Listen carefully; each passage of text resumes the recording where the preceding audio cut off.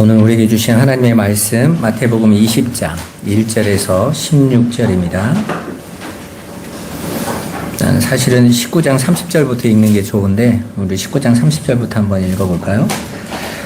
같이 한번 읽어보겠습니다. 그러나 먼저 된 자로서 나중되고 나중된 자로서 먼저 될 자가 많으니라.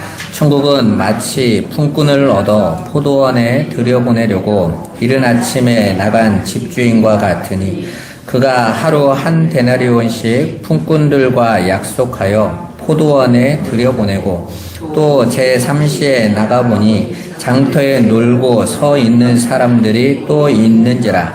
그들에게 이르되 너희도 포도원에 들어가라. 내가 너희에게 상당하게 주리라 하니 그들이 가고 제6시와 제9시에 또 나가 그와 같이 하고 제11시에도 나가보니 서 있는 사람들이 또 있는지라. 이르되 너희는 어찌하여 종일토록 놀고 여기 서 있느냐. 이르되 우리를 품꾼으로 쓰는 이가 없음이니이다. 이르되 너희도 포도원에 들어가라 하니라. 저물매 포도원 주인이 청지기에게 이르되 품꾼들을 불러 나중 온 자로부터 시작하여 먼저 온 자까지 삭슬 주라 하니 제11시에 온 자들이 와서 한 데나리온씩을 받거늘 먼저 온 자들이 와서 더 받을 줄 알았더니 그들도 한 데나리온씩 받은지라. 받은 후 집주인을 원망하여 이르되 나중 온 이 사람들은 1시간밖에 일하지 아니하였거늘 그들을 종일 수고하며 더위를 견딘 우리와 같게 하였나이다. 주인이 그 중에 한 사람에게 대답하여 이르되 친구여 내가 내게 잘못한 것이 없노라. 내가 나와 한 데나리온에 약속을 하지 아니하였느냐. 내 것이나 가지고 가라. 나중 온 이 사람에게 너와 같이 주는 것이 내 뜻이니라. 내 것을 가지고 내 뜻대로 할 것이 아니냐. 내가 선함으로 내가 악하게 보느냐. 이와 같이 나중된 자로서 먼저 되고 먼저 된 자로서 나중되리라. 아멘. 예, 오늘은 우리가 몇 주 동안 계속 나누었던 영생에 이르는 길에 대한 결론적인 이야기예요. 여러분 그 성경을 이렇게 보실 때는 장과 절을 생각 안 하시고 보셔야 됩니다. 이 장과 절을 만든 건 16세기에 이 성경을 독일어로 편찬하던 사람이 성경이 그냥 하나의 문서니까 이게 구분하게 해주면 좋겠다 해서 장절을 그때 기록했어요. 그러니까 원래 초대교회부터 왔던 것은 장과 절이 없었다라는 얘기죠. 그래서 우리는 보통 보면 이렇게 19장 제가 30절부터 읽었잖아요. 그러면 이러면 이렇게 안 맞을 것 같죠. 근데 안 맞지 않아요. 그냥 전체가 다 연결되어 있어요. 그러니까 영생의 이야기를 지금 우리가 19장에서 봤던 출발점인 그 영생을 어떻게 무엇을 해 영생을 얻습니까? 라는 이 부자 청년의 이야기부터 여기까지 쭉 한 내용인 거예요. 그러니까 저와 여러분들이 지금 오늘 말씀을 들을 때 제가 계속 설명했던 4주 동안 설명했던 영생을 얻기 위한 방법을 구하는 부자 청년의 이야기로부터 지금 제자들도 그 영생을 어떻게 얻는지를 모르고 있었고 예수님께서 약속하시고 있는 그 영생이 어떻게 우리에게 주어지는지에 대한 결론적인 비유를 이야기하시는 거예요. 왜 비유를 주셨을까요? 못 알아들으니까 비유를 하셨겠죠. 그죠? 지금 못 알아듣고 있으니까 지금 그들의 삶으로 가르쳐주고 계시는 거예요. 왜냐하면 이 포도원 품꾼의 이야기는 그 당시에 예수님 당시에 있는 예루살렘 안에서 이스라엘 사람들이 유대인들이 다 알고 있는 품꾼을 불러서 일시키는 이야기를 가지고 하는 거니까 이해하기 쉬울 거 아닙니까? 지금 그걸 가지고 이야기를 하는 거예요. 그런데 여기에서 아주 중요한 키워드가 천국의 품꾼에 대한 이야기인데 나중된 자로서 먼저 되고 먼저 된 자로서 나중된다. 먼저 된 자로서 나중되고 나중된 자가 먼저 된 자라는 이 지금 양 옆에 샌드위치처럼 딱 이 내용을 딱 가로막고 그 안에 내용이 무엇인가를 지금 집어넣은 거예요. 유대인들이 히브리 사람들이 아주 잘 쓰는 문학기법이라고 했죠. 그래서 이 안에 내용이 바로 이 나중된 자가 누구고 먼저 된 자가 누군지를 설명해 주고 있는 거예요. 그리고 그들이 영생을 구하는 방식이 어떻게 이루어지고 있는가에 대해서 설명하는 겁니다. 그러니까 오늘 말씀을 잘 들으시면 지금 우리가 4주 동안 고민했던 영생의 문제에 대해서 명확한 답을 가질 수 있다라는 거죠. 우리는 지금까지 영생에 이르는 길을 앞에서 예수님과 제자들 그리고 부자 청년의 이야기를 통해서 하나님은 우리에게 인간의 노력이나 열심을 통한 그 인간 측에서 선하다고 여겨지는 그런 행위로 열심히 쌓아서 올라가는 것이 아니라 하나님이 보내신 아들 예수 그리스도로 말미암는 십자가의 은혜로 영생을 선물 받는 것이다. 영생은 하나님이 수여하는 것이지 값없이 주시는 거지 열심히 인간이 바벨탑처럼 계단을 쌓아서 올라가는 게 아니라고 그랬어요. 그래서 요한복음에 보면 그 야곱의 이야기에서 나온 이야기가 나오죠. 예수님께서 너희가 인자 위로 천사들이 오르락 내리락 하는 것을 보게 될 거다 이렇게 말씀하시죠. 그러니까 그 오르락 내리락의 천사들이 오고 가는 이야기는 창세기에 야곱의 꿈에서 나왔던 거라고요. 야곱이 형 에서의 장자권을 뺏어서 에서한테 죽을 것 같아서 도망가잖아요. 도망가다가 베델의 그 들판에서 돌베개 베고 자는데 꿈을 꾸죠. 그 꿈을 꾸는데 하나님께서 꿈속에서 야곱에게 나타나시는데 어떻게 돼요? 하늘에서 사닥다리가 내려온다고요. 하늘에서 내려와요. 땅에서 올라가는 건 계단을 쌓는 건데 성경은 하늘에서 계단이에요. 그거 똑같이 계단이란 뜻인데 하늘에서 계단이 내려와요. 그러니까 인간 편에서 쌓는 계단처럼 쌓는 의로는 못 올라가는 곳인 거죠. 하늘에서 계단을 내려줘야 되는 거니까. 그렇죠. 우리가 바다에 누군가가 빠져서 헬리콥터가 가면 사다리가 어디서 내려와요? 위에서 내려오잖아요. 밑에서는 쌓을 수가 없으니까 바다에서. 마찬가지인 거예요. 그렇게 영생은 하나님이 값없이 주시는 선물로 되어지는 거지 우리가 열심히 이 땅에서 우리의 행위와 노력을 쌓아서 올라가는 게 아니라는 얘기죠. 우리는 그러한 하나님의 은혜와 사랑을 이 땅에서 값없이 받아서 그 사랑이 어떠한 것인지 그 크기와 또 길이와 높이와 너비를 알아서 그 하나님을 즐거워하고 찬양하는 자로 준비하는 거예요. 그래서 하나님만 전적으로 의존하면 되는구나라는 하나님 전적 의존적인 삶을 사는 존재로 다시 회복되어지는 거예요. 그걸 신앙이라고 하는 겁니다. 그런데 선악과를 따먹고 이제는 그 하나님이 주신 은혜보다 인간의 의와 인간이 내놓는 행함에 더 옳다라는 역사의 포로가 되어지고 종이 되어져 버린 인간들은 그런 하나님의 은혜를 의지하는 삶이 너무 낯설게 느껴지는 거예요. 불안한 거죠. 왜? 그렇게 안 살아봤으니까. 제가 오전에도 잠깐 말씀드렸지만 우리나라가 참 특이한 나라거든요. 우리 이 앞에 있는 우리 맹장로님 시대 태어났을 때는요 보릿고개 시대였어요. 그죠?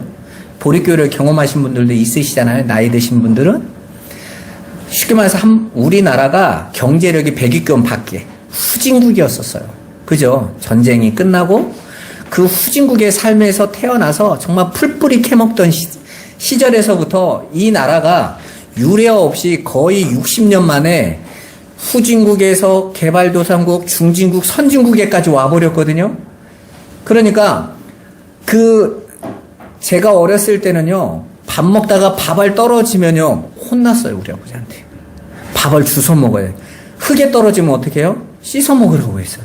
왜요? 먹을 게 그만큼 귀했던 시대였다고요.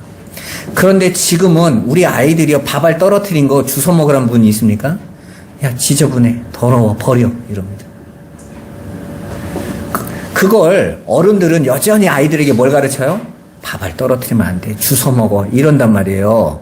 그러면 그 문화적 차이가 안 맞는 거죠. 그것만 바뀝니까? 경제적만 바뀐 게 아니에요. 문화도 너무너무 바뀌었습니다. 제가 중고등학교 때는 우리 교회 크리스마스 준비하고 이러면 보통 10시, 11시 막 이렇게 끝나잖아요. 그때는 가로등불도 별로 없었고 그때는 치안도 많았어요. 그래서 교회 여동생을 집에 데려다 주면 막 캄캄한 밤길이 이렇게 갑니다. 가면 앞에서 한 10m, 20m 앞에서 여동생들 가고 뒤에서 이제 오빠들이 이제 가이드하고 가는 거야. 가면 여동생이 뒤에 불러요. 오빠 와? 그러면 가. 보고 있어. 그럼 확인하면서 갔다고요. 왜 그렇게 걸어갔겠어요? 밤 9시, 10시에 남자, 여자가 같이 가면 혹시 동네 어른한테 가면 욕 바가지를 먹으니까 이 버릇없는 놈들이 밤에 싸돌아다니고 이럴까봐요. 한 번도 그렇게 가본 적이 없어요. 대낮에도 몇 미터 이렇게 떨어서 청소년쯤은 그렇게 가야 된다고 생각하고 살았다고요, 우리는. 그런데 요즘은요, 어떻습니까? 교복 입고, 우리 때는 교복 자유화였는데도 못했는데, 요즘 애들은 교복 입고, 버스 정류장에서 남학생, 여학생이 서로 끌어안고 막, 어른들이 어찌할 바를 모르죠? 문화 충격이 너무 큰 거예요. 너무 빨라지는 거예요. 그러니까 어떻습니까? 이전에 살던 삶이 지금 변화된 이 삶이요, 감당이 안 되는 거예요. 그래서 우리나라가 이 어른들의 세대와 젊은 세대가요, 세대 단절이 너무 큰 거예요. 다른 나라에서 유례가 없어요. 한 번도 경험해보지 못했던 거라고요. 제가 필리핀 같은 나라를 가면 자녀를요, 4, 5막 낳아요. 그리고 심지어는 사촌뿐만 아니라 팔촌까지도 자기 가족으로 생각해요. 그래서 그 신학교에 학생들한테 오면 등록금을 누가 대주냐 그러면 심지어는 팔촌 언니가 외국에서 돈 버는데 신학비 대주기로 했다고 하고 와요. 우리 같은 팔촌이 누군지도 모르는데 그 정도로요 끈끈해요. 근데 우리도 원래 그랬었잖아요. 그런데 그 관계가 너무 빠른 시간에 단절돼 버렸다고요. 그래서 사촌 관계도 서로 잘 몰라. 서먹서먹해. 그런 삶을 우리가 살고 오다 보니까 이 세상에서 이렇게 시간의 변화에 나타나는 것도 우리가 적응을 잘 못하는데 하물며 땅의 것이 아닌 하늘의 질서가 이해가 되겠냐고요. 이 땅에서는 내가 뭔가를 내놓고 생산해낸 것의 결과물로 내가 취하는 게 당연한 거예요. 인과율의 세상이죠. 내가 어떤 보상을 받기 위해서는 보상의 대가를 반드시 우리가 해내야 되는 게 이 세상의 역사라고요. 그렇게 이 세상의 역사를 살던 사람들이 내가 한 거 아무것도 없는데 값없이 주는 걸 의지하고 그게 전부다라고 살아가는 그 은혜의 삶은요, 아멘은 했지만 항상 불안해요. 여러분들이 예수 그리스도로 값없이 은혜를 받았고 구원을 받았다라는 건 고백은 하지만 사실은 그 안에서 그 은혜가 불안하잖아요. 그래서 신앙생활을 하는데 뭔가 여전히 내가 뭔가를 내놔야 될 것 같지 않습니까? 그래서 교회에서도 그렇게 가르치는 게 편하거든요.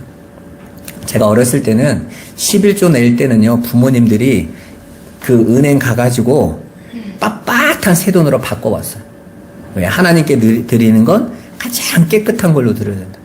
그게 안 되더라도 적어도 집에서 다리미로요, 돈 펴가지고 냈습니다. 왜요? 그 정성이 없이 어떻게 하나님께 드리냐는 것이죠. 거기에는 뭐가 다 깔려있냐면요, 그 정성에 비추어진 보상이 항상 되어 있어요. 설교가 그렇게 되네요. 하나님 앞에 그런 정성도 없이, 그런 열심도 없이, 그런 헌신도 없이 무슨 복 받기를 원해. 이게 우리 한국교회의 근 50년의 설교였다고요. 지금도 마찬가지지만. 그러다 보니까 우리도 모르게 은혜 플러스 우리가 해야 될 것이 합쳐져서 복을 받는다고요. 거기다가 우리 한국교회가 가장 크게 영향을 받은 게 순복음이에요. 사랑하는 자여 내 영혼이 잘장같이 내가 범사에 잘되고 강건케 되어진다에서 나온 이 삼박자 축복의 근거가 항상 성도들의 뇌리에 있어요. 왜요? 그렇게 가르쳤거든요. 우리 어린 시절에 가장 교회가 뜨거웠을 때 그렇게 가르쳤어요. 제가 어렸을 때 다녔던 교회에서 우리 목사님에게 정말 잊혀지지 않는 단어가 있어요. 하늘은 스스로 돕는 자를 돕는다. 네가 뭔가를 해야 하늘도 감동해 주신다는 거예요. 그래서 제가 이번에 그 우리 사촌 형님이 돌아가셔서 장례식 갔더니 그때 자랐던 후배들이 왔더라고요. 어떻게 여전히 신앙생활 하고 있다고 그래서 제가 그 옛 추억을 얘기를 했어요. 내가 너희들하고 같이 있었을 때 그때 고등학교 때 우리 목사님이 제일 많이 했던 설교 너희들 혹시 기억하니? 그랬더니 기억 안 나지 뭐. 그때 뭐 교회를 그냥 다 졸면서 다녔는데 기억하겠어요? 그런데 내 머릿속에 남아있는 게 있다. 하늘은 스스로 돕는 자를 돕는다. 그런데 내가 하나님을 알고 보니까 그게 얼마나 무서운 건지. 심지어는 미국에 있는 기독교인들한테 앙케이트를 조사했어요. 하늘은 스스로 돕는 자를 돕는다가 성경 말씀이다에 70%가 성경이 있다고 얘기했어요. 없습니다, 그런 말. 오늘 이 말씀은요, 딱 우리가 생각하고 있는 가치를 정확하게 뒤집는 말이에요. 왜 부자 청년이 와서 예수님에게 내가 무엇을 더 해야 영생을 얻습니까?를 구했을까요? 바로 이 세상이 가지고 있는 인과율의 법칙을 그대로 적용한 거죠. 내가 하나님 앞에 이만큼 쌓아서 하나님으로부터 인정받아야 영생을 얻는다고 생각하고 있는 게 세상의 가치인 거잖아요. 심지어는 제자들조차도 그렇게 생각하고 있었던 거예요. 어제 우리 몇몇 목사님들이 모여서 함께 한 달에 한 번씩 그 토요일 날, 그 첫째 주 토요일 날 모여서 이렇게 같이 기도하고 그런 모임이 있거든요. 우리 노회에서. 그래서 이렇게 모여서 말씀을 나누는데 소명이냐 사명이냐를 함께 나눠서요. 1시간 정도. 여러분, 소명입니까? 사명입니까? 여러분, 소명이 구원입니까? 사명이 되어야 구원이 이루어집니까? 소명이에요, 소명. 하나님이 부르셨다라는 것은 우리에게 뭔가를 일을 시키려고 부르신 게 아니라 우리에게 은혜 주시려고 부르신 거예요. 그런데 대부분 한국 교회는요, 사명의 포인트를 둬요. 너 구원 받았으니 너를 부르신 건 시킬 일이 있어서 불렀다라는 거예요. 아니에요, 여러분. 여러분, 부름 받았는데 죽은 사람은 뭔 일을 해요? 십자가에 달리는 강도는 대체 무슨 일을 하고 죽은 거예요? 그를 부르신 게 사명 때문입니까? 아니에요. 그냥 부르신 거예요. 오늘 내가 나와 함께 낙원에 있으리라. 끝인 거예요. 끝. 그게 하나님의 부르심은 변함이 없는 거군요. 그런데 우리는 자꾸 사명에 목을 매요. 사명이라는 건 나의 부르심에 대한 감사와 감격을 증거하는 거지, 그걸 내 안에서 뭔가를 한다라는 게 아닌 거예요. 그래서 바울에게는 하나님께서 당신의 일을 시키실 계획이 있는 건 부른 자에게 하나님의 뜻을 이루어 가시는 것이지, 마치 그렇게 우리는 다 같이 살아야 된다라고 착각하고 있는 것입니다. 이처럼 하나님께서 우리에게 주시려는 그건 영생에 대한 문제예요. 그건 세상의 어떤 거로도 얻을 수 없는 하늘에 속한 복에 대한 이야기입니다. 그래서 하나님이 친히 선물로 주시는 거예요. 왜? 하나님만이 가지고 계신 거니까. 하나님만이 주인이시니까. 그래서 하나님만이 문제를 해결할 유일한 존재이시며 하나님만이 그 모든 방법을 하나님 뜻대로만 하시는 거예요. 왜? 다른 방법이 없으니까. 그리고 그 하나님이 하신 일도 하나님의 뜻을 아는 분이신 보혜사 성령이 들어오셔야만 깨달을 수 있게 하신 거예요. 그렇지 않으면 알 수조차도 없다니까요. 하늘의 내용을 땅에 있는 존재가 어떻게 깨닫냐고요, 여러분. 본문은 바로 그 이야기를 잘 이해시켜주는 내용인 거예요. 그게 바로 앞뒷 문장으로 나와 있는 먼저 된 자가 나중되고 나중된 자가 먼저 되리라 라는 거예요. 본문으로 볼 때 먼저 된 자는 누구를 이야기하는 것 같으세요? 일찍 주인의 부름을 받고 포도원의 품꾼으로 들어온 자를 말하는 거겠지요. 그렇다면 나중된 자는 자연히 6시나 9시, 가장 마지막에 들어온 제11시에 들어온 자들을 말하는 거예요. 이 비유의 시작은 어떻게 출발하냐면, 천국은 마치 품꾼을 얻어 포도원에 보내려는 집주인과 같다고 말해주는 거예요. 그러니까 천국은 누구다? 집주인이다 라는 말인 거예요. 품꾼들을, 성도들을 찾으러 오는 거예요. 쉽게 천국이 찾으러 오는 겁니다. 지금 주인이 찾으러 간 거잖아요. 주인을 부르러 간 거잖아요. 그때까지는 이스라엘 사람들이 어떻게 생각했냐면 품꾼이 들어가는 거라고 생각했거든요. 우리가 노력해서 들어가는 거라고 했는데 지금 이 비유에서 명확하게 나오잖아요. 주인이 부르는 거야, 주인이. 너희가 가고 싶어서 가는 게 아니라. 라고 말을 하는 것입니다. 그런데 여기 부르러 오는 주인은 품꾼들을 긍휼히 여기는 주인이에요. 잘 들으셔야 돼요. 일 시키려고 찾지 않아요.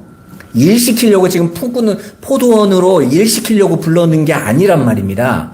근데 먼저 된 자들은 어떻게 생각해요? 자기들이 일한 걸 자꾸 따져달라고 얘기하는 거예요. 주인은 불쌍히 여겨서 들어간 거예요. 그래서 포도원에서 일한 내용이 안 나오는 겁니다. 왜? 주인은 일 시키려고 부른 게 아니니까. 그래서 주인은 당신의 긍휼로서 품꾼들을 부르시는 거예요. 바로 그 주인의 마음을 우리가 아는 것을 영생이라고 했죠. 요한복음 17장 3절에 영생은 하나님과 그의 보내신 자 예수를 아는 것이다. 그러면 예수를 알고 하나님을 아는 게 뭐예요? 그분의 마음, 긍휼히 여기시는 마음. 우리를 그냥 사랑하고 계시는 그 마음을 아는 걸 하나님을 아는 거라고 한단 말입니다. 여러분이 가는 천국의 주인 되신 하나님은 어떤 분이십니까? 하루에 품삯이 없으면 살 수 없는 자들을 향한 긍휼한 마음, 그게 사랑이죠. 그 마음을 가진 분이 계신 곳이 천국입니다. 그래야 우리가 안심하고 그 천국에 들어갈 거 아닙니까? 내가 내어놓는 행위나 열매로 나를 평가하고 상과 벌을 내리시는 분이라면 우리가 천국에서 정말 편안하게 살 수 있겠어요? 불안하겠죠. 그렇게 나는 정말 칭찬받을 수 있을까? 하나님이 나를 어떻게 평가할까? 불안해서 천국에 들어갈 때가 가까울수록 안 가고 싶어서 몸부림치면서 살아가는 교인들이 얼마나 많습니까? 그래서 예수 믿고 구원받으라고 전하는 자들도 천국의 부름에는 즐거워하지 않는 것 같지 않으세요? 여러분 주변에서 자신이 병이 걸려서 이제 시한부의 삶을 들었을 때 나는 이제 천국 가 너무 기뻐하는 사람 보신 적 있으세요? 제가 신학교를 제일 처음에 들어갔을 때 우리 함께 공부했던 그 칼빈 들어오신 전사님 중에 한 분은 50이 넘으신 분인데 간암 말기로 6개월 선고를 받고 들어오신 분이 있으셨어요. 그분이 뭐라고 이렇게 오리엔테이션 때 이렇게 이야기를 하시냐면 내가 하나님 말을 안 들어서 하나님이 병을 주셨다는 거예요. 그래서 내가 이제라도 하나님 뜻에 따르겠다고 순종하는 마음으로 오셨대요. 저는 그때는 하나님이 꽤 세시구나. 말 안 들으면 그냥 간암 사기 주셔서. 근데 그분이 3개월 다니다가 이렇게 1학기 끝나고 돌아가셨거든요. 그러면 뭔 말이에요? 하나님은 그것 때문에 병 준 거 아니라는 거죠. 일 안에서 혼낸 게 아니라는 얘기잖아요. 근데 우리는 자꾸 그렇게 하나님을 몰아가요. 그러니까 우리는 늘 하나님을 어떻게 생각하냐면 무서운 분이야. 말 안 들으면 간암 사기 막 집어넣으셔가지고 죽을래? 이러면 여기서도 그런데 그분이 완전히 다스리신 천국은 얼마나 더 무서운 곳이겠어요. 말 안 들으면 진짜 찬송하라고 했는데 입 아프다고 안 하면 그냥 두드러 맞는 거죠. 얼마나 불안해요. 이 땅에서도 예수 믿는 게 불안했는데 혼날까봐 무서웠는데 천국은 정말 천국일까 생각하는 거예요. 그러니까 천국을 들어갈 시간이 왔는데 못 간다고 자꾸 전화라고 하고 자꾸 할 일 더 남았다고 내가 당신의 일을 아직 남은 게 있다고 그러는 거예요. 정말 그렇습니까? 정말 그게 믿음에 충만한 분들의 고백이 맞습니까, 여러분? 그건 일찍 죽으라는 얘기가 아니에요, 여러분. 하나님이 나를 언제 어떻게 여기고 부르시는지 그분을 믿고 의지해서 그 안에서 자유로움에 대한 이야기를 하는 거예요. 근데 저는 예수 믿는 분들을 많이 만나보면서 하나님 앞에 자유로움을 누리는 분을 거의 못 봤어요. 분명히 예수님이 말씀하시잖아요. 진리를 알지니 진리가 너희를 자유케 하리라 말씀하셨는데 아무도 자유를 모르는 거예요. 못 누리는 거예요. 그 말은 뭔 말입니까? 안 자유하다는 거죠. 지금 예수 믿는데 힘들다라는 거잖아요. 심지어는 개신교에 있다가 제사를 못 지내는 게 답답하고 힘들어서 술 못 마시는 게 힘들어서 자유를 찾겠다고 천주교로 간 사람이 100만 명이 넘어요. 그건 뭘 이야기하고 있습니까? 안 자유롭다는 거잖아요. 그 하나님이 지금. 여러분, 저와 여러분들이 이 땅을 떠나갈 때는 분명히 축가가 돼야 되는데 장례식장에 가면 불신자들은 예가를 불러요. 이제 가면 언제 오냐, 에휴 에휴 하면서 울어야 돼요. 근데 성도는 어떻습니까? 성도는 찬송해야 되잖아요. 축가를 불러야 되잖아요. 이화여대 초대 학장이었던 김한란 박사가 자신이 장례식 때 나는 개성가를 불러줘라. 내가 드디어 아버지께로 간다. 적어도 그 정도의 믿음의 확신은 가지고 살아가는 게 성도들의 모습 아닙니까? 그런데 오늘날 성도들은요, 여기가 더 좋사오니로 가는 거예요. 이 세상이 훨씬 낫습니다. 당신이 원하는 헌금도 좀 드릴 테니까 당신은 나에게 건강도 주고 내 편리를 제공해서 내가 이 땅에서 승승장구하게 해주세요. 내가 그러면 당신이 원하는 거 다 해드릴 테니까 이렇게 지금 나오고 있는 상황이에요. 우리는 그걸 믿음이라고 하나요? 아닙니다, 여러분. 여러분, 성도들이 자꾸 천국을 멀리하고 불패하는 이유가 뭐겠어요? 지금 하나님이 평가하시는 기준이 당신의 은혜가 아니고 자꾸 내가 내놓는 어떤 것으로 평가한다고 생각하기 때문에 그러는 거예요. 본문에서 포도원 주인이 품꾼을 부르는 이유가 일을 시키려는 게 아님을 알 수 있어요. 왜요? 새벽 6시에 가서 아침 일찍이 새벽 6시에요. 그 당시에 일하는 사람들의 일꾼을 뽑는 시간이 아침 6시거든요. 아침 6시를 0시라고 해요. 히브리 시간으로는 0시예요. 6시부터가 아침이라서 그 사람들은 우리는 밤 12시부터 시작이잖아요. 그 히브리 시계는요 0시부터 시작이라고요. 그래서 0시에 가요. 그리고 3시인 아침 9시, 낮 12시, 오후 3시, 그리고 심지어는 일을 다 마치는 6시 바로 전인 오후 5시까지 가셔서 품꾼을 포도원으로 불러옵니다. 그리고 그들에게 모두 한 데나리온의 하루 품삯을 약속하고 있어요. 고대 시대에는 잘 사는 중산층이 두 끼를 먹었어요. 그리고 대부분은 하루에 한 끼를 먹었어요. 이 포도원 품꾼으로 기다리고 있는 사람들은 일반인들인 거예요. 그 일반 서민들은 하루 벌어 하루를 연명하는 삶을 살았습니다. 그래서 만일 하루의 일을 공쳐버리면 그들은 그날 온 가족이 다 굶어야 되는 거예요. 그러니까 그들은 그 하루의 주인이 어떤 주인이 나를 불러서 품삯이 약속된 일을 시켜주는 것 자체가 복인 거예요, 복. 왜? 그걸 가져야 나와 우리 가족이 하루에 양식을 구할 수 있으니까. 아니면 다 굶어야 되는 상황인 거거든요. 그래서 아침 일찍부터 하루의 일을 구하기 위해 주인을 기다리는 그 시간은 절박한 겁니다. 주인의 부름이 곧 자신들의 생명이었던 것이에요. 그런데 주인이 하루 품삯을 약속하고 품꾼들을 포도원으로 들여보내요. 먼저 부름을 받았을 때 그들이 슬퍼했을까요? 즐거워했을까요? 당연히 즐거웠겠죠. 택함을 받는 것 자체가 기쁨이었을 겁니다. 쾌재를 부르면서 포도원으로 들어갔겠죠? 이제 가족들이 안 굶을 수 있잖아요. 이제 생명의 양식을 주게 된 거예요. 주인이 궁율로 자기들을 산 겁니다.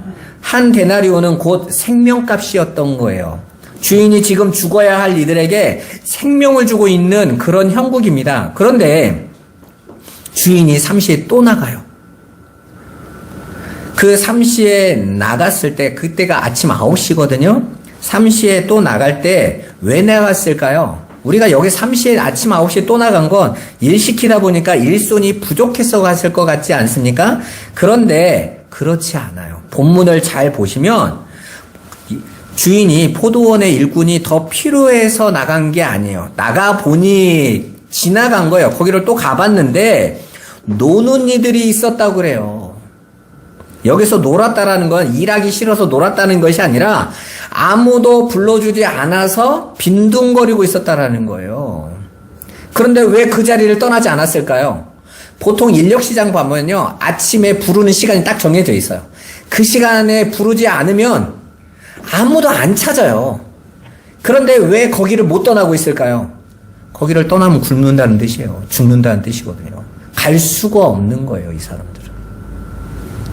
그래서 혹시나 하고 어떤 주인이 혹시라도 찾아줄까 하고 기다리고 있는 것입니다. 그런데 주인이 보니까 나가봤는데 그들이 놀고 있는 거예요. 빈손으로 있는 것입니다. 그러니까 주인은 일손이 더 필요해서가 아니라 그들을 또 불쌍히 여겨서 포도원으로 들여보내요. 그러니까 새벽에 택함을 받지 못하면 그날은 공치는 날인 거예요. 심지어는 6절, 7절을 보면 주인과 품꾼의 대화가 나오죠. 11시에도 그 자리에 있었던 자들의 오후 5시까지 너희가 어찌하여 종일 놀고 여기에 서 있느냐? 우리를 품꾼으로 쓰는 이가 없음이니이다. 너희도 포도원에 들어가라. 자, 이 대화에서 그 오후 5시가 되도록 그 자리를 떠나지 못하고 어슬렁거리고 있는 사람들은 어떤 사람들인 겁니까? 주인에게 뽑히지 않았을 뿐만 아니라 여러분 인력시장에서 사람을 뽑을 때 어떤 기준부터 뽑죠? 쓸모 있는 사람부터 뽑습니다. 젊고 힘있고 빠릿할 수 있다, 일 잘할 수 있겠다는 사람부터 뽑아 나가죠. 그러면 오후 5시에 남은 사람들은 어떤 사람이겠어요? 아무런 쓸모가 없는 사람. 저거 가봤자 밥값만 들어가고 그리고 저거 가봤자 내 돈만 날리니까 하고 아무도 거들떠보지 않았던 자들이었던 거예요. 그런데 주인은 그들도 포도원으로 들여보내요. 그러니까 지금 여기 포도원 비유에 나오는 주인은 일을 시키려고 품꾼을 찾고 있는 게 아니라는 거예요. 겨우 1시간 남았는데 그것도 쓸모없는 자들을 부르신 건 그 어떤 거로도 설명이 안 됩니다. 제가 그 노가다라고 하죠. 그 일에서 가서 여러 가지 일을 해봤는데 그 일을 해보면 대부분요 5시 넘어가면 일 마무리합니다. 지금까지 일했던 거 정리하고 씻고 이러면서 다음날 할 걸 딱 준비하는데 보통 5시 좀 넘으면 이 반장 같은 부분이 정리해 그래요. 근데 그 시간에 또 포도원에 사람을 불러들였어요. 아마 포도원에 그 마지막 팀이 들어왔을 때 거기서 정리하다가 왜 왔지 했을 거예요. 지금 주인은 그들에게 일을 시키려고 하는 목적이 아니에요. 저들이 지금 내가 주는 양식이 없으면 굶어 죽어야 된다라고 해서 그들에게 양식을 먹이기 위해서 불러들이고 있는 거란 말입니다. 그렇게 그들을 살려내는 게 주인의 목적이에요. 그들에게도 역시 똑같이 하루 일당이 약속됩니다. 그들은 정말 복받은 거예요. 얼마나 감격스러워했겠습니까? 누가 주인에게 가장 감사했을까요? 바로 그 사람들이겠죠. 모두가 거들떠보지 않는 쓸모없는 자로 취급받던 사람들입니다. 그렇게 모두가 주인에게 은혜를 입고 행복하게 일을 했을 거예요. 그런데 문제는 임금을 계산할 때 발생되어져요. 주인이 가장 늦게 온 사람부터 임금을 주는데 약속한 대로 한 데나리온을 나눠주는 거예요. 그건 약속된 거였으니까요. 그리고 그건 모두에게 흡족하고 합당한 금액이에요. 그러니까 맨 먼저 부른 사람에게도 한 데나리온이 약속됐었고 3시, 6시, 9시 다 한 데나리온이 약속하고 들여보낸 거란 말입니다. 그걸 약속하신 주인은 그들에게 일을 시켜서 어떤 것을 갖고 싶어서가 아니라 그들에게 그 한 데나리온으로 먹을 양식을 구할 수 있도록 나눠주기 위해서 부른 거예요. 그냥 그 일은 수단이었던 거죠. 우리가 이 말씀을 잘 보면 5데나리온, 2데나리온, 1데나리온 주신 주인의 마음이 뭔지 이해가 금방 가죠. 그건 그들에게 일을 해서 소득을 내놓으라는 게 아니에요. 그냥 그것을 통해서 주인이 그들을 향한 주인의 신뢰와 사랑하는 마음을 배우라는 거죠. 근데 1데나리온 가진 자는 어떻게 했어요? 땅에 파묻어 버려요. 주인은 자기가 하지도 않은 걸 종들을 시켜서 얻어내려는 분이다. 내가 혹시 이거 잃어버리면 큰일 날까봐 이거라도 안 잃어버리기 위하여 땅에 파묻었습니다. 그러잖아요. 그건 주인의 마음을 이해하지 못하고 있는 거예요. 자, 그렇게 모두가 흡족한 임금을 받는데 그걸 볼 때에 가장 먼저 와서 일을 하고 있던, 처음부터 일을 하고 있던 자들이, 먼저 된 자들이죠. 먼저 온 자들이 우매한 기대를 하기 시작하는 거예요. 엉뚱한 기대를 합니다. 왜요? 저들에게 한 데나리온을 줬으면 나에게도 한 데나리온을 약속했지만 그보다 더 나은 것을 더 주겠구나.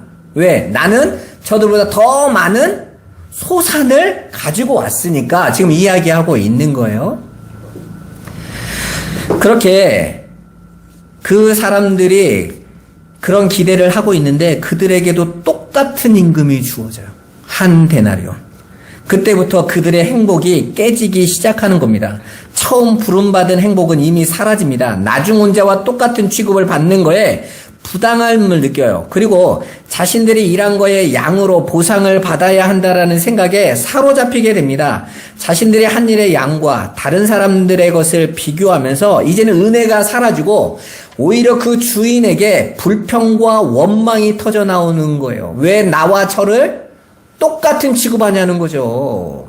나는 다른데, 나는 다른 삶을 살았는데, 나는 다른 소산물을 더 가지고 냈는데 왜 나를 평가 안 해주냐는 거예요. 왜 그런 불평과 원망을 쏟아낼까요? 이 역사 속에 살아가는 모든 인간들은 생산량을 가치로 환산하기 때문이에요. 내가 만들어낸 것.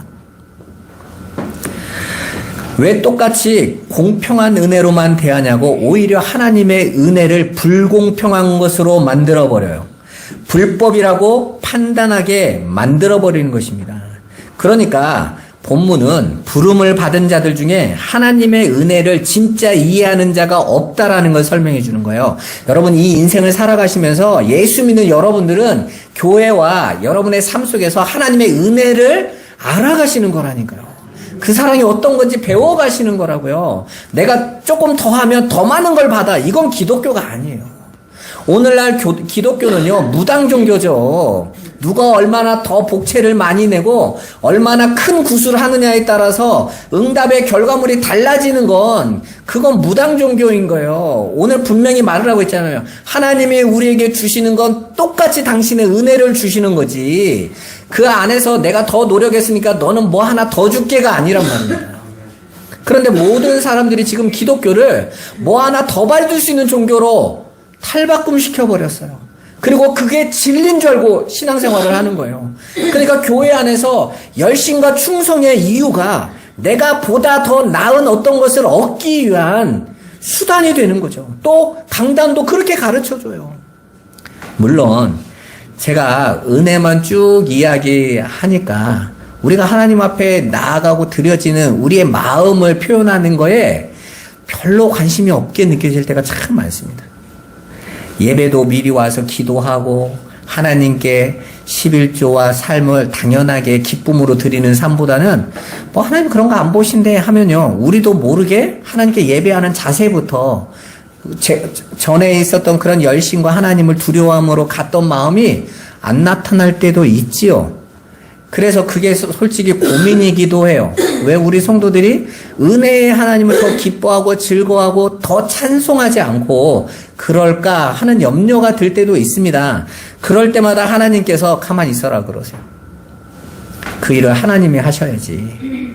근데 마음으로는요, 우리는 괜찮은데 그 3주 전에 오셨던 분들이랑 이렇게 볼 때는 교회가 어수선해 보인다. 이분들은 뭐 하지? 왜 다른 교회에서는 예배 탁 들어가면 먼저 30분 먼저 와가지고 탁 그 찬양 틀어놓고 기도하고 찬양하고 이러면서 준비하거든요. 심지어 어떤 교회는요, 9시 예배 시간이 딱 되면 문 잠궈버립니다. 그리고 밖에서 드려요. 다른 곳에 예배처럼 따로 가서 예배 방해하지 말라는 거죠. 심지어는 예배당 안에 그 벨소리나 모든 걸 당연히 꺼야 돼요. 이렇게 막 툴을 넣으면 더 경건한 것 같고 하나님 앞에 뭔가 더 나은 예배를 드리고 있는 것 같아요. 그런데 그게 나쁘다라는 것이 아니라 우리도 모르게 그게 당연히 하나님 앞에 구원의 보탬이 된다고 착각할 수 있다는 거예요. 그렇지만 여러분들이 꼭 아셔야 될 거는 우리는 하나님 앞에 어떤 것도 내놓을 수 없는 은혜로만 구원받은 자라는 거. 여러분, 왜 이 말씀이 계속해서 주어집니까? 마태복음 자체가 유대인 그리스도인들에게 전하는 거예요. 그들에게 하나님이 우리에게 약속하신 것은 영생인 것이다. 그리고 영생은 우리가 지금까지 유대교 안에서 배워왔던 그런 우리의 노력과 열심으로 나타낸 어떤 선한 행위라고, 우리가 신앙의 행위를 가장 선한 것으로 여겼으니까 유대인들은 그것들을 하나님 앞에 더해야 영생을 추구하는 것이 아니다라는 것을 지금 말하려고 하고 있는 거예요. 왜냐하면 그때까지 그들이 배웠던 게 바로 그거잖아요. 그래서 바리새인들은 자신들은 먼저 된 자들인 거죠. 그래서 예수님이 세리와 창기들을 부르시고 병든 자들과 낮은 자들을 찾아가실 때에 그들은요, 불평했어요. 원망했어요. 왜? 우리가 인정받아야 되고 우리가 칭찬받아야 되는데 왜 그런 자들을 돌보냐는 거죠. 그들은 쓸모없는 자요, 죄인인데. 그래서 제자들에게 계속 와서 옆구리 찌르면서 하는 말이 뭡니까? 너희 선생은 왜 죄인들인 세리들이나 밥이나 먹고 창녀들하고 어울리고 먹기를 좋아하고 마시기를 좋아하는 자다. 이렇게 평가하면서요, 비판하고 있었지 않습니까? 왜요? 우리가 진짜인데 이거였어요. 여러분 생각해 봐보세요. 성도는 그들의 자격이나 능력을 하나님으로부터 인정을 받아서 구원받은 자들이 아니에요. 모든 성도는 다 죄와 허물로 죽었던 자들이었습니다. 그런데 예수님께서 아버지로부터 창세전에 이미 선택을 받은 자들을 위해 이 땅에 내려오셨습니다. 그런 후에 예수님은 그들이 가진 조건과 행위에 상관없이 품어주세요. 십자가로 다. 그게 구원인 거예요. 그래서 구원은 행해야 되는 것이 아니라 구원은 완료형이에요. 부르는 순간 구원은 성취돼 버려요. 심지어는 네가 나와 오늘 낙원에 함께 거한다 그러세요. 영생으로까지 들어가 버려요, 구원은. 그래서 성도들은 너희가 살아서 나를 믿는 자, 나를 영접한 자는 영원히 죽지 않는다. 이미 영생 안에 있다라고 말을 하고 있는 거예요. 이게 기독교의 비밀인 거거든요. 그런데 신앙의 시간이 오래가면 오래갈수록 천주교가 왜 타락합니까? 안 믿어지니까. 말이 안 되는 거니까 그런 거예요. 내가 내놓는 재화의 결과들이 인정받아야 교회는 더 잘 되거든요. 여러분, 그러나 그건 복음의 타락인 거예요. 복음에 타락하면 망하는 거예요.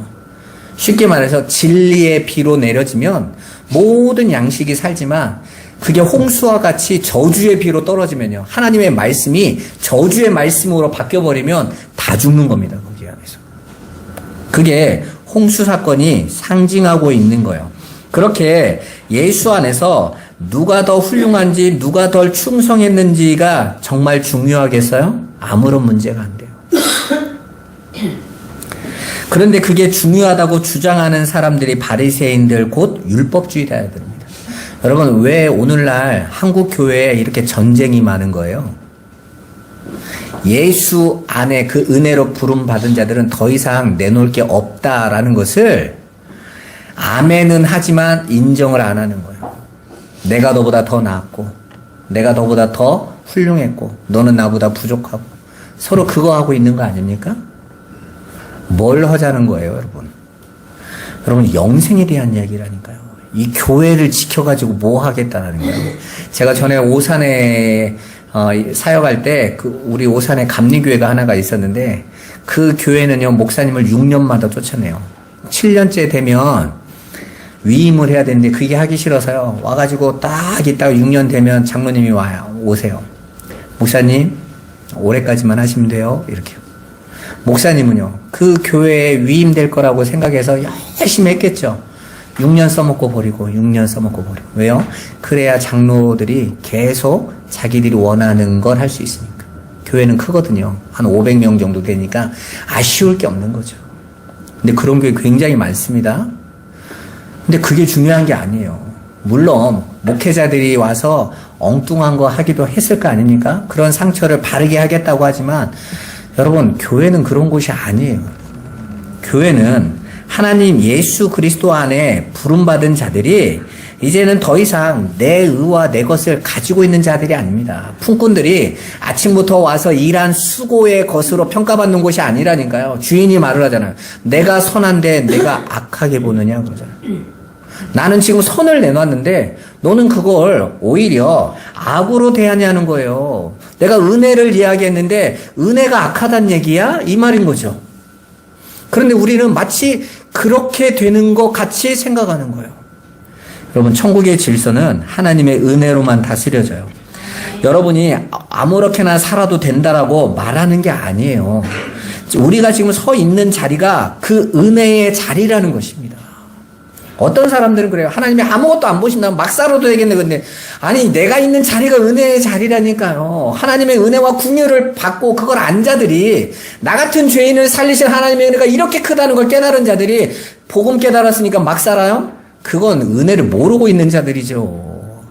여러분, 나를 부르신 내 부모가 나를 사랑해서 값없이 나를 입양해서 그냥 자녀로 삼아줬는데 아버지가 네 마음대로 해, 네가 내 안에서 자유로워, 내 아들이니까 그랬다고 막 살합니까? 그건 폐륜한 거죠. 착각한다니까요, 여러분, 신앙생활을. 여러분이 이 땅에서 우리가 하나님께 가치로 내놓을 것이 없는 자라는 거예요. 그리고 우리는 이 땅에서 나의 무용함과 무력함을 깨닫고 은혜로 생명을 거저받은 자임을 깨달아서 주인의 은혜에 감격, 감사하는 거예요. 바로 주인이 원하는 건 그거라니까요. 내가 너에게 주는 은혜와 그 사랑을 네가 잘 알아서 내 안에서 자유로워지기를 원하시는 거예요. 그리고 그 삶이 천국의 삶인 거잖아요. 주인이 누구인지 알라는 것입니다. 주인이 주는 긍휼과 사랑, 그분의 은혜와 능력을 알라는 거예요. 그리고 그 주인을 믿고 의지하라는 겁니다.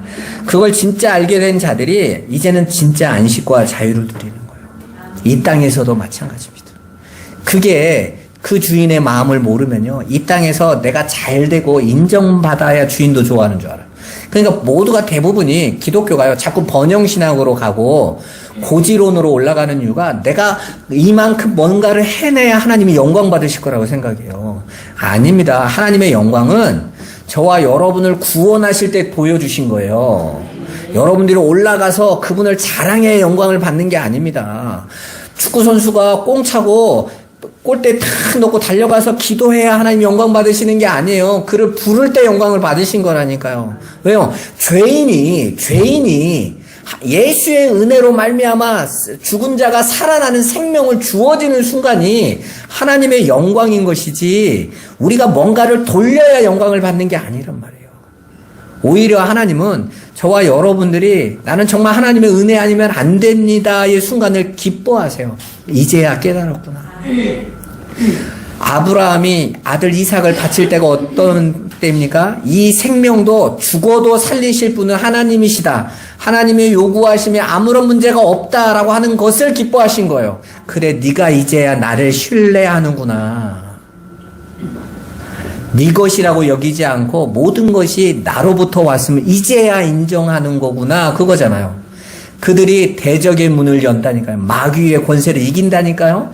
마귀는 자기가 주는 거라고 자꾸 속이는 건데, 아니다, 모든 것이 다 하나님의 것이다를 인정하고 나의 생명조차도 아버지 안에 있으니 아버지께서 이루시는 뜻대로 이루어지기를 원합니다의 자리에 설 때 하나님이 기뻐하신다는가요. 이제야 네가 나를 알았구나, 내가 누군지를 이제야 인정하는구나, 그거 하나 배우고 가는 거란 말입니다. 그래서 어떤 상황이나 어떤 자리에 놓여도 주님만 바라볼 수 있는 거예요. 내가 왕의 자리를 지키기 위해서 주님을 바라보는 게 아니라고요. 총리의 자리에 도달하려고 예수를 바라본 게 아니란 말입니다. 그 사람들은. 성경에 나오는 인물들은 다윗이 그러잖아요. 나는 이 왕좌보다 나는 성전의 문지기가 더 좋습니다. 농담으로 한 얘기가 아니란 말입니다. 나는 하나님 말씀 곁에만 있기를 원합니다. 나는 그 성전이 됐으면 좋겠습니다. 이렇게 구하고 있는 거예요. 야, 대단한 믿음이다가 아니라 그 하나님을 알았기 때문인 거예요. 여러분, 이번에 명절입니다. 여러분, 명절에 가셔서 정말 하나님의 은혜의 깊이와 너비와 길이와 높이를 여러분이 먼저 보시고 그분을 증거하세요. 예수 믿는 분들 많잖아요. 많고, 그런데 대부분 신앙이 보상신학이라니까요. 인과율인 거예요. 내가 뭔가를 해야지에 늘 불안해 있어요. 여러분들이 그 은혜를 누리시는 걸 보여주시고 하늘의 시민답게 하늘의 백성다운 모습으로 살아내시기를 주님의 이름으로 축원합니다. 기도하겠습니다. 살아계신 하나님, 나중된 자로 되고 먼저 된 자로 나중되게 하시는 하나님의 은혜를 우리가 알게 하여 주옵소서. 그래서 정말 그 하나님을 온전히 전하며 그 아버지를 증거하며 그 예수의 십자가만을 온전히 고백하며 증인되는 삶을 우리 성도들이 누리게 하여 주옵소서. 예수 그리스도의 이름으로 기도드리옵나이다. 아멘.